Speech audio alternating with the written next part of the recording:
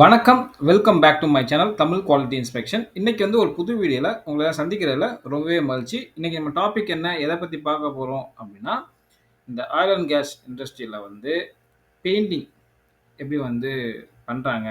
அதோட step by step procedure தான் வந்து இந்த வீடியோல வந்து பார்த்து தெரிஞ்சுக்க போறோம். ஸோ பெயிண்டிங் பண்றதுனால என்ன நன்மைகள் வந்து கிடைக்குது? எல்லாமே வந்து பார்த்து தெரிஞ்சுப்போம். வாங்க வீடியோக்குள்ள போலாம். ஒரு ஒரு சர்ஃபேஸ்ல பெயிண்டிங் பண்றதுக்கு முன்னாடி, அந்த சர்ஃபேஸ வந்து பிரிப்பேர் பண்றது ரொம்ப இம்பார்ட்டன்ட். சரிங்களா? அத வந்து நம்ம சர்ஃபேஸ் ப்ரிப்பரேஷன் அப்படி வந்து சொல்லுவோம். சரிங்களா? அந்த சர்ஃபேஸ் ப்ரிப்பரேஷன் நல்லா பண்ணிட்டோம் அப்படின்னா, உங்களுக்கு வந்து அந்த கோட்டிங் அந்த பெயிண்ட் வந்து அந்த சர்ஃபேஸ்ல வந்து ஒட்டுது பார்த்தீங்களா? அது நல்லாருக்கும். அதே மாரி அந்த கோட்டிங் லைஃப் சரிங்களா? நல்லா ரொம்ப நாளைக்கு வரும். சரிங்களா? ஸோ, அதனால சர்ஃபேஸ் ப்ரிப்பரேஷன் ரொம்ப இம்பார்ட்டன்ட். சரிங்களா? இப்போ வந்து சர்ஃபேஸ் ப்ரிப்பரேஷன் பண்றதுக்கு முன்னாடி, அந்த சர்ஃபேஸ்ல என்னென்னலாம் இருக்கு அப்படின்னு வந்து செக் பண்ணணும். ஸோ அந்த சர்ஃபேஸ் வந்து ஆயில் இருக்கக்கூடாது, கிரீஸ் இருக்கக்கூடாது, ரஸ்ட் இருக்கக்கூடாது, mill scale, moisture, old paints இதெல்லாம் இருக்கக்கூடாது. ஸோ இதெல்லாம் இருக்கான்னு நம்ம வந்து கன்ஃபார்ம் பண்ணணும். சரிங்களா? அதுக்கப்புறம் சர்ஃபேஸ் கண்டிஷன் அந்த மெட்டீரியலோட கண்டிஷன வந்து வெரிஃபை பண்ணணும். அப்புறம் என்ன மெட்டீரியல் ஸ்பெசிஃபிகேஷன்னு நம்ம வந்து செக் பண்ணணும். இது செக் பண்ணி முடிச்சாச்சு. நெக்ஸ்ட் வந்து இப்போ உங்களுக்கு வந்து அந்த சர்ஃபேஸ்ல ஆயிலு, கிரீஸ் இருக்கு. அப்ப என்ன பண்ணணும் அப்படின்னா, அத ரிமூவ் பண்ணணும். ஸோ அதுக்கு பேர் தான் கிளீனிங். சரிங்களா? ஃபர்ஸ்ட்டு அந்த சர்ஃபேஸ வந்து நம்ம வந்து இன்ஸ்பெக்ட் பண்ணணும். அதுக்கப்புறம் என்ன என்ன மாரி கண்டாமினன்ட்ஸ் இருக்குன்னு வெரிஃபை பண்ணணும். அதுக்கப்புறம் கிளீனிங் வந்து கமென்ஸ் பண்ணணும். சரிங்களா? இந்த கிளீனிங்ல நீங்க பார்த்தீங்கன்னா, இந்த ஆயிலு, கிரீஸு இத ரிமூவ் பண்றதுக்கு டீகிரீசிங் மெத்தட வந்து ஃபாலோ பண்ணணும். ஸோ லைக் என்னன்னா, இந்த சால்வெண்ட் கிளீனிங் சொல்லுவாங்க. டிடர்ஜென்ட் கிளீனிங் சொல்லுவாங்க. சரிங்களா? இது தான் வந்து இப்படி யூஸ் பண்ணோம்னா, உங்களுக்கு வந்து ஆயில், கிரீஸ்லாம் ரிமூவ் ஆயிரும். ஃபர்ஸ்ட்டு முடிஞ்சுச்சா? ஆயில் அண்ட் கிரீஸ் இருந்தா இந்த டீகிரீசிங் மெத்தட வந்து ஃபாலோ பண்ணணும். அதுக்கப்புறம் இப்போ வந்து ரஸ்ட் இருக்கு, மில்க் ஸ்கேல் இருக்கு, ஓல்ட் பெயிண்ட்ஸ் இருக்கு. இதெல்லாம் எப்படி ரிமூவ் பண்றது? அப்படின்னு பார்த்தீங்கன்னா, இந்த பிளாஸ்ட் கிளீனிங். இதுக்கு பேர் தான் பிளாஸ்டிங் அப்படின்னு வந்து சொல்லுவோம். சரிங்களா? இது இது வந்து எப்படின்னா, அப்ரசிவ் பிளாஸ்டிங் யூஸ் பண்ணி தான் வந்து நம்ம இதெல்லாம் வந்து இந்த ரஸ்ட்டு, மில்க் எல்லாம் வந்து ஓல்ட் பெயிண்ட்ஸ் இதெல்லாம் ரிமூவ் பண்ண முடியும்.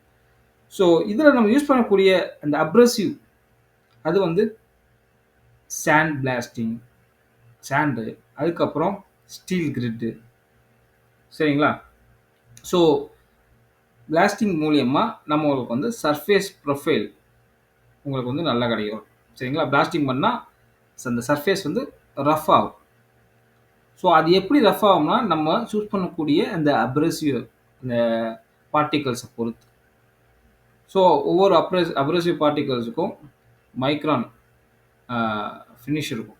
ஸோ அந்த நம்மளுக்கு என்ன சர்ஃபேஸ் ப்ரொஃபைல் தேவையோ, இந்த ரஃப்னஸ் தேவையோ, அதுக்கு ஏத்த மாரி தான் வந்து நம்ம வந்து அப்ரசிவ் பார்ட்டிகிள செலக்ட் பண்ணணும்.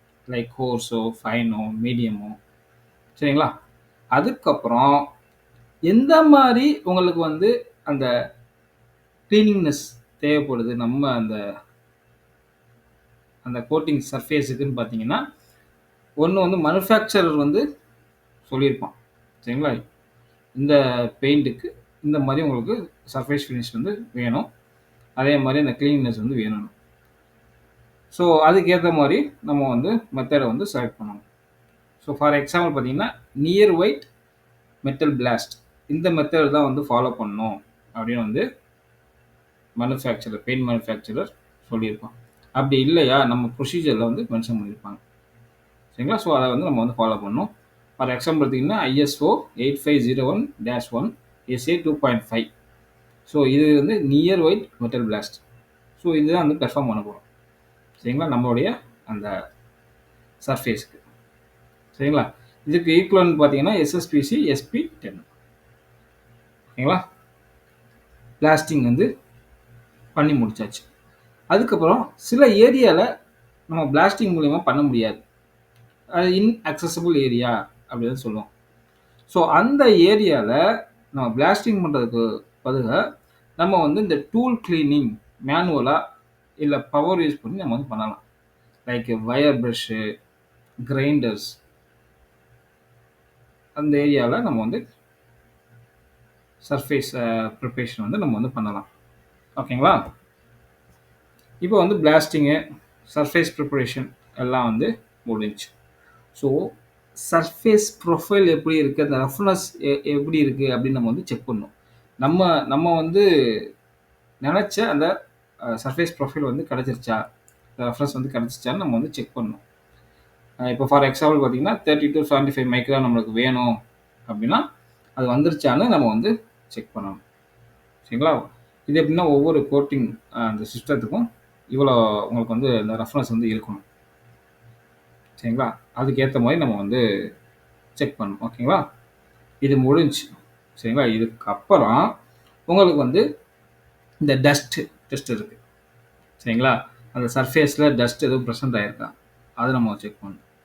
அதுக்கப்புறம் அந்த சர்ஃபேஸில் சால்ட், சால்யூபிள் சால்ட் ப்ரெசென்ட் ஆகிருக்கா அதை நம்ம வந்து செக் பண்ணணும். சரிங்களா? ஏன்னா இது எல்லாமே வந்து கோட்டிங் சிஸ்டத்தை வந்து அஃபெக்ட் பண்ணும். சரிங்களா? ப்ரீமெச்சர் கோட்டிங் ஃபெயிலியர் வர்றதுக்கு இது வந்து தூண்டும். சரிங்களா? அதெல்லாம் வந்து செக் பண்ணணும். எல்லாமே சாட்டிஸ்ஃபை ஆயிடுச்சு. அதுக்கப்புறம் என்விரான்மெண்ட் கண்டிஷனை வந்து நீங்கள் வந்து செக் பண்ணணும். சரிங்களா? சர்ஃபேஸ் டெம்பரேச்சர் வந்து உங்களுக்கு வந்து எப்போவுமே வந்து 3 டிகிரி செல்சியஸ்க்கு மேலே தான் வந்து இருக்கணும். சரிங்களா? Above dew point. அதே மாதிரி ஆம்பியன்ட் டெம்பரேச்சர் பார்த்தீங்கன்னா 4 டிகிரி செல்சியஸ்க்கு மேலே தான் வந்து இருக்கணும். ஹியூமிடிட்டி பார்த்தீங்கன்னா லெஸ் தேன் 80% வந்து ஹியூமிடிட்டி வந்து இருக்கணும். இப்போ வந்து உங்களுக்கு ஹை ஹியூமிடிட்டி இருக்குது, ரெயின் இருக்குது, ஃபாக் இருக்குது, அந்த சமயத்தில் பெயிண்டிங் பண்ணுறதை அவாய்ட் பண்ணிடணும். சரிங்களா? ஸோ இந்த என்வாயர் கண்டிஷன்லாம் நீங்கள் நோட் பண்ணி நீங்கள் வந்து அந்த ரிப்போர்ட்டில் வந்து மென்ஷன் பண்ணணும். ஸோ அதுக்கு தான் நோட் பண்ணணும். சரிங்களா? ஸோ இதுதான் வந்து பிளாஸ்டிங். சரிங்களா? பிளாஸ்டிங் வந்து இது வந்து ஷிப்பில் பண்ணுறாங்க. இது பைப்லலாம் வந்து இந்த பிளாஸ்டிங் வந்து பண்ணுறாங்க. சரிங்களா? சர்ஃபேஸ் ப்ரிப்பரேஷன் முடிஞ்சுச்சு. சர்ஃபேஸ் ப்ரிப்பரேஷன் முடிஞ்சதுக்கு அப்புறம் வித்தின் 4 ஹவர் இல்லைன்னா வந்து உடனே என்னென்னா அந்த ஃப்ளாஷ் ரஸ்டிங் வராமல் வர்றதுக்கு முன்னாடி நம்ம வந்து இந்த ப்ரைமரை வந்து அப்ளை பண்ணணும். சரிங்களா? இந்த மேனுஃபேக்சரர் வந்து டேட்டா ஷீட் வந்து கொடுத்துருப்பாங்க. ஸோ அவங்க வந்து எந்த கண்டிஷனில் வந்து நீங்கள் அப்ளை பண்ணணும், ஸோ அதெல்லாம் நம்ம வந்து ரீட் பண்ணி அதை நம்ம வந்து ஃபாலோ பண்ணணும். சில நேரத்துக்கு நம்ம வந்து ப்ரொசீஜரில் வந்து மென்ஷன் பண்ணியிருப்பாங்க. ஸோ ப்ரொசீஜரை நீங்கள் ஃபாலோ பண்ணாலே ப்ராப்பராக நீங்கள் வந்து பெயிண்ட் பண்ண முடியும். சரிங்களா? ப்ரைமர் இந்த ப்ரைமர் தான் யூஸ் பண்ணணும் அப்படின்னு நம்ம வந்து ப்ரொசீஜரில் மென்ஷன் பண்ணியிருப்பாங்க. For example zinc rich epoxy paste or inorganic zinc இதெல்லாம் ஒரு டைப். ஸோ இந்த மாதிரி ஃபஸ்ட்டு வந்து ப்ரைமர் வந்து இந்த மாதிரி யூஸ் பண்ணணும். ஸோ அதுக்கப்புறம் அந்த ப்ரைமர் எப்படி யூஸ் பண்ணலாம், ஏர்லெஸ் ஸ்ப்ரேயா, ப்ரஷ்ஷா, ரோலரா, இது எல்லாமே வந்து ப்ரொசீஜரில் வந்து மென்ஷன் பண்ணுவாங்க. அதே மாதிரி மேனுஃபேக்சரரும் மென்ஷன் பண்ணியிருப்பாங்க அவங்களோட டேட்டா ஷீட்டில். ஸோ அதை ஏற்ற மாதிரி தான் நம்ம ப்ரொசீஜரை வந்து மேக் பண்ணணும். சரிங்களா? நம்ம வந்து எந்த மெத்தட் சூஸ் பண்ண போகிறோம் ப்ரைமர் அப்ளை பண்ணுறதுக்கு, ஏர்லெஸ் ஸ்ப்ரேயா, ப்ரஷ்ஷா, ரோலரா. சரிங்களா? இதில் வந்து ஸ்ட்ரிப் கோட்னு ஒன்று இருக்குது. ஸ்ட்ரிப் கோட்னா ஒன்றும் இல்லை, இன்அக்சசிபிள் ஏரியாவில் நம்ம வந்து ஸ்ப்ரே பண்ண முடியாது. சரிங்களா? அந்த ஏரியாவில் ப்ரஷ்ஷை வச்சு நம்ம வந்து அப்ளை பண்ணுறது. ஸோ அதுதான் வந்து ஸ்ட்ரிப் கோட் அப்படின்னு வந்து சொல்கிறோம். சரிங்களா? எந்த ஏரியாலெல்லாம் வந்து ஸ்ப்ரே பண்ண முடியாதோ அந்த ஏரியாலெல்லாம் வந்து இந்த ப்ரஷ் மூலியமாக அப்ளை பண்ணுறோம். அது வந்து ஸ்ட்ரிப் கோட்டும் அப்படி வந்து சொல்கிறோம். ஓகேங்களா? இது வந்து ஒரு ப்ரெஷர் வெசல். ஸோ ப்ரெஷர் வெசலில் அவங்க வந்து ப்ரைமர் அடித்து முடிச்சுட்டு அதுக்கப்புறம் செக் பண்ணுறாங்க கோட்டிங்கோட அந்த திக்னஸை. ஓகேங்களா? இதுதான் இது ஃபார் எக்ஸாம்பிள் பார்த்தீங்கன்னா இது வந்து ஸ்டீல் பைப், இது வந்து சப்ஸ்ட்ராட் அப்படின்னு சொல்லுவோம். அதுக்கு மேலே ப்ரைமரை வந்து அப்ளை பண்ணுறோம். அதுக்கப்புறம் இன்டர்மீடியட் கோட்டு, அதுக்கப்புறம் ஃபைனல் டாப் கோட். சரிங்களா? ஃபஸ்ட்டு வந்து இந்த ப்ரைமர் அப்ளை பண்ணி முடிச்சாச்சு. சரிங்களா? அதுக்கு க்யூரிங் டைம் இருக்குது, அதை ட்ரை பண்ணணும். ட்ரை ஆனதுக்கு அப்புறம் தான் வந்து இன்டர்மீடியட் கோட்டிங்கை வந்து நம்ம வந்து ஃபாலோ பண்ணணும். சரிங்களா? அதுக்கப்புறம் அந்த இன்டர்மீடியட் கோட்டிங்க்கும் அந்த க்யூரிங் டைம் இருக்குது. ஸோ அந்த க்யூரிங் டைம் முடிஞ்சதுக்கப்புறம் நீங்கள் வந்து ஃபினிஷ் கோட் ஃபைனல் கோட் வந்து நீங்கள் வந்து ஸ்டார்ட் பண்ணலாம். சரிங்களா? அதுக்கப்புறம் ஒவ்வொரு இந்த கோட்டிங் முடிஞ்சதுக்கு அப்புறமும் அதோட டிஎஃப்டியை நம்ம வந்து செக் பண்ணி ரெக்கார்ட் பண்ணணும். சரிங்களா? இப்போ ஃபார் எக்ஸாம்பிள் ப்ரைமர் வந்து 75 to 100 மைக்ரான் இருக்கணும் அப்படின்னா அந்த மைக்ரான் இருக்கான்னு நம்ம வந்து செக் பண்ணி ரெக்கார்ட் பண்ணணும். அதே மாதிரி இன்டர்மீடியட் கோட்டிங்க்கு, ஃபினிஷிங் கோட்டிங்க்கு, அப்புறம் ஃபைனலாக எவ்வளோ மைக்ரான் வந்து அச்சீவ் பண்ணணும் அப்படின்னு வந்து கொடுத்துருப்பாங்க. ப்ரொசீஜர்லையும் கொடுத்துருப்பாங்க. அது வந்து அந்த ஃபைனல் கோட்டிங் முடிஞ்சதுக்கப்புறம் அந்த மைக்ரான் வருதான்னு நம்ம வந்து செக் பண்ணணும். சரிங்களா? இப்போ நீங்கள் ப்ரைமர் அடிச்சுட்டு அந்த ட்ரை ஆகிறதுக்கு முன்னாடி இந்த வெட் ஃபிலிம் திக்னஸ் அது வந்து செக் பண்ணுவாங்க. சரிங்களா? அது எதுக்கு செக் பண்ணுறாங்க அப்படின்னு பார்த்தீங்கன்னா, இப்போ வந்து ட்ரை ஆனதுக்கப்புறம்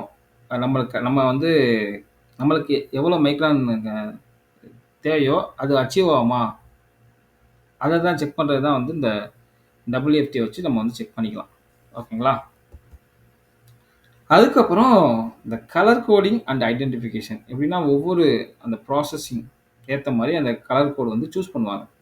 கலர் கோடு அந்த பெயிண்ட் கலர் அந்த எப்படி சூஸ் பண்ணுறாங்க அப்படின்னா அந்த ஆஸ்மி A13.1 வந்து மென்ஷன் பண்ணியிருப்பாங்க. இப்போ ஃபயர் ரிலேட்டட் அப்ளிகேஷனில் யூஸ் பண்ணுறோம் அப்படின்னா ஒரு ரெட் கலரில் இருக்கும். சரிங்களா? ஃப்ளேமபிள் சப்ஸ்டன்ஸ் அது கேரி ஆகுது இல்லை வந்து அதில் யூஸ் பண்ணுறோம் அப்படின்னா அது வந்து எல்லோ கலர். டாக்ஸிக் ஃப்ளூயிடு அப்படின்னா அது வந்து ஆரஞ்சு கலர். ஸோ அதோட கோட்டிங்லாம் ஆரஞ்சு. உங்களுக்கு வந்து அந்த நம்ம வெளியில் இருக்கு பார்த்தீங்களா ஃபைனல் கோட்டு அது ஆரஞ்சு கலரில் இருக்கணும். சரிங்களா? அதில் ஏதாச்சும் நீங்கள் வந்து எழுதுறீங்க அப்படின்னா அது என்ன கலரில் இருக்குது இது எல்லாமே வந்து ஸ்டாண்டர்டில் வந்து மென்ஷன் பண்ணியிருக்காங்க. ஆஸ்மி A13.1 இப்போ நான் பார்த்தீங்கன்னா ஃபயர் அண்ட் சேஃப்டியில் நம்ம வந்து யூஸ் பண்ண போகிறோம். ஸோ அதோட பெயிண்ட் அடிக்கும்போது ரெட் கலர் அடிக்கணும். அதில் ஏதாச்சும் நீங்கள் வந்து எழுதணும், ஸ்டென்சில் பண்ணணும் அப்படின்னா அது வந்து ஒயிட் கலரில் தான் எழுதணும். பார்த்தீங்கன்னா ஒயிட் கலரில். அதே மாதிரி இதுவே டாக்ஸிக் ஃப்ளூயிடு அந்த அப்ளிகேஷனில் நம்ம வந்து கோட்டிங் பண்ணுறோம் அப்படின்னா ஆரஞ்சு கலர் கோட்டிங்கு. அதில் எழுதக்கூடிய அந்த லெட்டர் இருக்குது பார்த்தீங்களா அது வந்து பிளாக் கலரில் இருக்கும். சரிங்களா? இப்படி தான் நீங்கள் வந்து இந்த கலர் கோடிங்கை வந்து ஃபாலோ பண்ணணும். இது ஐடென்டிஃபிகேஷன் பர்பஸ்க்காக. ஓகேங்களா? அதுக்கப்புறம் இப்போ வந்து கோட்டிங் பண்ணி முடிச்சிட்டோம். ஃபைனல் கோட்டிங் முடிஞ்சிச்சு, க்யூரிங் டைமும் முடிஞ்சிச்சு. அதுக்கப்புறம் என்னென்ன செக் பண்ணணும்? ட்ரை ஃபிலிம் திக்னஸ் செக் பண்ணணும். சரிங்களா? நம்ம வந்து நம்மளுக்கு டிஎஃப்டி நம்மளுக்கு தேவையான டிஎஃப்டி கிடச்சிருச்சா? இதுக்கு நீங்கள் பார்த்தீங்கன்னா மேக்னெட்டிக் ஆர் அல்ட்ராசோனிக் கேஜஸ் அதை யூஸ் பண்ணி நம்ம வந்து செக் பண்ணலாம். சரிங்களா? இப்போ வந்து மேக்னெட்டிக் ஃப்ளக்ஸ் கேஜ் வந்துருச்சு. ஓகேங்களா? அதுக்கப்புறம் அட்ஹெசன் டெஸ்ட்டு. இது வந்து புல் ஆஃப் டெஸ்ட்டுன்னு சொல்லுவோம். சரிங்களா? இது எப்படி பண்ணுவோம் அப்படின்னா இப்போ வந்து இப்போ பெயிண்டிங் பண்ணுறோம்ல, பெயிண்டிங் பண்ணும்போதே சாம்பிளில் நம்ம வந்து அதே ப்ரொசீஜரை ஃபாலோ பண்ணணும். ஃபாலோ பண்ணிவிட்டு அதுக்கப்புறம் க்ளூ அப்ளை பண்ணி நம்ம வந்து ப்ரெஷர் கொடுத்து அந்த கோட்டிங் வெளியில் வருதான்னு நம்ம வந்து புல் அவுட் ஆகுதான்னு நம்ம வந்து செக் பண்ணுவோம். ஸோ அடுத்த வீடியோவில் நம்ம வந்து இதை பற்றி ஃபுல்லாக வந்து தெரிஞ்சுப்போம். சரிங்களா? அதுக்கப்புறம் ஹாலிடே டெஸ்ட்டு. ஸோ உங்களுக்கு ஏதாச்சும் பின் ஹோல் இருக்குது, உங்களுக்கு அந்த இடத்துல வந்து பெயிண்டிங் கரெக்டாக ஆகலை, ஃபியூஸ் ஆகாமல் இருக்குது, அந்த இடத்துல உங்களுக்கு ஹோல் ஆகிருக்கு அப்படின்னா அந்த ஹாலிடே டெஸ்ட். சரிங்களா? இது ரிங் மாதிரி இருக்குது. இந்த ஹாலிடே டெஸ்ட் வந்து பண்ணுவாங்க. பைப்பில் எல்லாம் பார்த்தீங்கன்னா ரிங் மாதிரி போகும். இப்போ அப்படின்னா அப்படியே அந்த பைப்பில் ஃபுல்லாக அப்படியே மூவ் பண்ணிட்டே வருவாங்க. அப்போ ஏதாச்சும் உங்களுக்கு வந்து இந்த ப்ளோ ஹோல்ஸ் பின் ஹோல் இருந்து அந்த இடத்துல வந்து உங்களுக்கு வந்து பெயிண்ட் ஆகாமல் இருந்துருந்துச்சுன்னா அந்த இடத்துல உங்களுக்கு பீப் சவுண்ட் வரும். சரிங்களா? அதை வச்சு நம்ம வந்து பார்த்துக்கலாம். அந்த இடத்துல ப்ளோ ஹோல்ஸோ பின் ஹோலோ இருக்குது அப்படி வந்து செக் பண்ணிக்கலாம். ஸோ அது வந்து ஹாலிடே டெஸ்ட் மூலிமா பண்ணுறோம். சரிங்களா? ஏற்கனவே இந்த ஹாலிடே டெஸ்ட்டை பற்றி நான் ஒரு வீடியோ போட்டிருக்கேன். ஸோ அந்த வீடியோ வந்து நீங்கள் போய் பார்த்து தெரிஞ்சுக்கலாம்.